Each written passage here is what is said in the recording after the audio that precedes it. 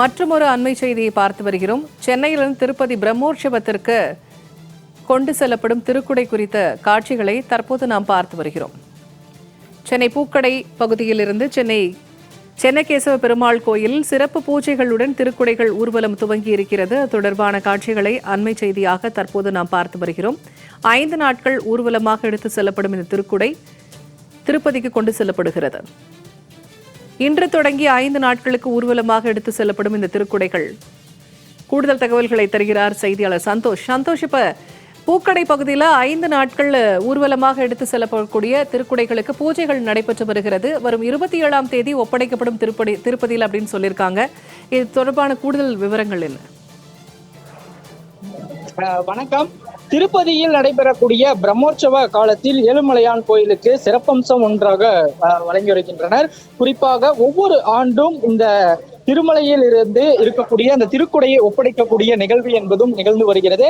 அந்த வகையில் தான் சென்னையிலிருந்து புறப்படக்கூடிய இந்த திருக்குடைகள் 22ஆம் தேதி, அதாவது 5 நாட்களுக்கு பின்பாக 27ஆம் தேதி சரியாக 12 மணி அளவில் திருப்பதியில் ஒப்படைக்கப்படும் என்றும் தெரிவித்திருக்கின்றனர். குறிப்பாக 21வது ஆண்டாக இந்த திருப்பதி திருக்குடை ஊர்வலம் என்பதும் பிரம்மாண்டமாக நடந்து வருகிறது.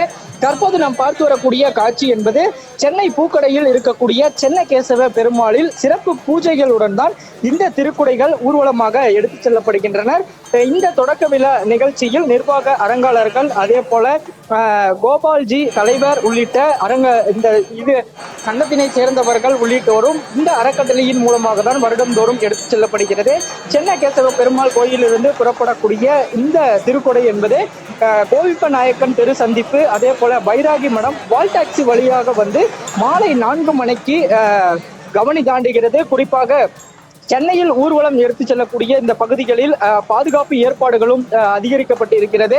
குறிப்பாக பக்தர்கள் எந்த ஒரு பாதிப்பும் இன்றி சாலையில் போக்குவரத்து இடையூறு செய்ய வேண்டாம் என்றும் அறிவுறுத்தல்கள் என்பதும் கொடுக்கப்பட்டிருக்கின்றனர். 5 நாட்கள் ஊர்வலமாக எடுத்து சென்று 26ஆம் தேதி திருச்சானூர் பத்மாவதி தாயார் கோயிலிலும் 2 திருக்குடைகள் சமர்ப்பிக்கப்படுகின்றன.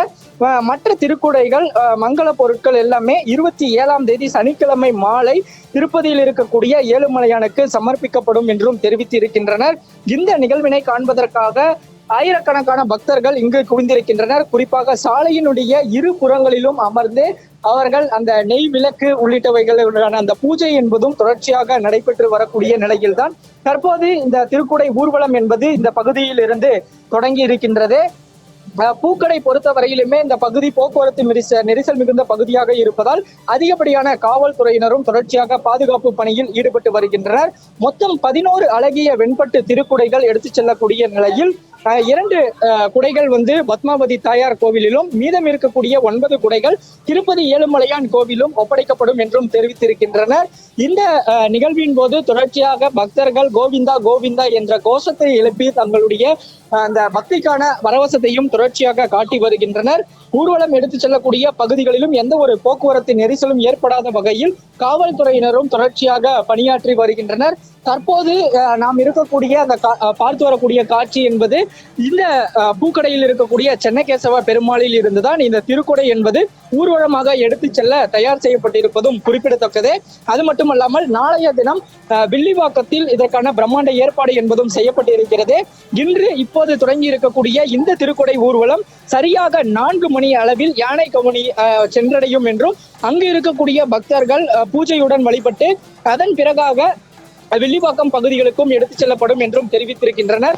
தொடர்ச்சியாக இந்த நிகழ்வு என்பது 5 நாட்களினுடைய முடிவில் திருப்பதியை சென்றடையும் என்றும் அப்போது அந்த 2 குடைகள் பத்மாவதி கோயிலிலும் 9 குடைகள் திருப்பதி கோவிலிலும் சமர்ப்பிக்கப்படும் என்று கோவில் நிர்வாகம் சார்பிலும் அதே போல அறக்கட்டளை சார்பாக தகவல் தெரிவித்திருப்பதும் குறிப்பிடத்தக்கது.